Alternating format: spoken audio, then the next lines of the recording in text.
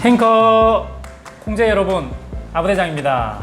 네, 오늘 여러분들에게 알려드릴 팁은 바로 이겁니다. 더워. 이렇게 더운 여름철, 이 카페 사장님들이나 바리스타들이 가장 주의해야 될 것이 무엇인가, 오늘 그것을 알려드리도록 하겠습니다. 더운 여름철, 바리스타와 카페 사장님이 가장 주의해야 될 것은 바로 가스입니다. 네, 가스를 주의해야 됩니다. 가스. 지난 시간에도 말씀드렸듯이 이 가스는 추출 저항, 에스프레소의 추출 저항을 만드는데 가장 중요한 역할을 합니다. 근데 에스프레소가 아니라 하더라도 이 가스는 우리가 커피를 먹었을 때에 뿜어져 나오는 그 아로마를 표현하는 데 가장 중요한 역할을 하기 때문에 이 아로마를 실어 나르는 역할을 하거든요. 그래서 가스는 굉장히 중요하죠. 근데 무엇보다도 에스프레소가 치명적이에요. 이 가스 때문에 필요한 저항이 만들어지지 않으면 크레마도 나오지 않을 뿐더러 추출도 제대로 일어나지 않습니다. 그래서 원하는 성분이 미쳐 나오지도 못한 채 물만 좔좔좔 흘러가 버릴 수 있기 때문에 이 가스가 굉장히 초점이 나왔다. 어쨌든 에스프레소를 추출할 때 추출 저항을 만드는 데는 가스가 굉장히 중요한 역할을 하거든요.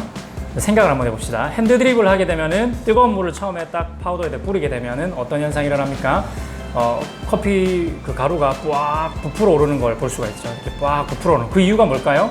커피가 뿌는 게 아니에요. 누구는 그렇게 얘기하더라고요. 커피가 불고 있다. 뿌는 게 아니라 커피 속에 있던 가루 속에 있던 가스가 빠져나오면서 커피 가루들을 밀치면서 커피가 부풀어 오르는 것처럼 보이는 거죠.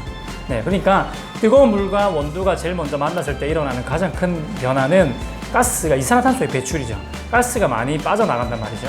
근데 여러분 생각해보세요. 핸드드립은 뚫려 있으니까 그렇다 쳐도 이 에스프레소는 포타필터 안에 갇혀있는 상태로 추출이 되잖아요. 이렇게 갇혀있는 상태에서 가스가 가득 차게 되면 어떻게 될까요? 압력이 여기에 가득 차게 되겠죠. 압력이 가득 차가지고 그 압력이 저항을 만들고 그 저항은 곧 추출 저항이 된다라는 겁니다. 그래서 이 추출 저항을 만드는 데는 가스가 정말로 중요한 역할을 하거든요. 그래서 이 가스가 부족한 온도를 쓰게 되면은 내가 원했던 세팅을 잡지 못할 수도 있고, 그리고 가령 예를 들어서 오늘은 내가 최적의 세팅을 잘 잡아놨는데 하루 이틀 사이에 세팅은 전혀 손을 대지 않았는데도 불구하고 맛이 완전히 변해버리는 일이 일어나는 거죠. 그래가지고 또 분쇄도를 또 조정을 하면 내가 원했던 뉘앙스가 아닌 쪽으로 변하게 되고 이런 일들이 일어나기 때문에 가스가 굉장히 중요한 역할을 합니다. 근데 이 가스가 언제 더 잘 빠져나가느냐, 그러니까 말하자면 디게싱, 가스가 언제 더 빨리 빠져나가느냐 하면 이 따뜻한 온도에서 빨리 빠져나가요. 그래서 원두를 보관하실 때에 절대로 따뜻한 데 보관하시면 안 돼요. 절대로 안 됩니다. 근데 이 더운 여름 우리가 매장을 운영할 때는 에어컨이 이렇게 나오니까 시원한데 퇴근을 할 때 딱 끄고 나서 다시 돌아올 때까지 한 6시간에서 8시간 사이, 그 시간이 이제 아주 중요한 시간이죠.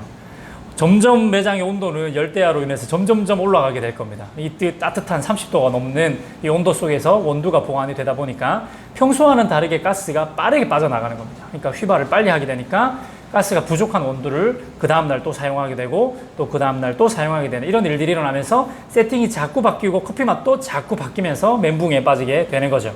그래서 이 가스 관리를 잘해야 돼요. 원두 관리를 잘해야 된다는 겁니다.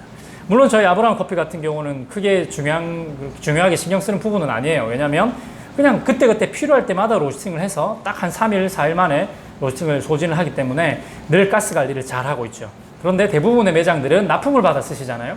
납품을 받아 쓰시게 되면 한 번에 10kg씩 그렇게 받아 쓰는데 그 온도가 소진될 때까지 온도 보관을 정말로 잘해야 되는 거죠. 어떻게? 따뜻하지 않은 곳에 보관을 해야 돼요. 좀 서늘한 곳에 보관을 해야 되는데 그렇다고 해서 이거를 냉장고나 이렇게 다른 것과 같이 집어넣게 되면 이렇게 냄새를 흡수해가지고 또 문제가 될 수도 있고, 그리고 일반적으로 우리가 쓰는 냉장고는 온도가 좀 너무 많이 낮아요. 그래서 좀 많이 차가운 곳에 있다가 이 습하고 더운 날 밖으로 딱 꺼내게 되면 원두에 수증기가 맺히게 되는 그런 또 불상사가 생기는 거죠. 그래서 가장 탁월한 좋은 방법은 뭐냐? 알려드릴게요. 바로 와인셀러를 구매하시는 겁니다. 와인 냉장고죠. 요즘에 와인셀러 가격이 많이 내려가지고 한 10몇만 원 선이면 4구에서 8구, 12구까지도 구매가 가능합니다.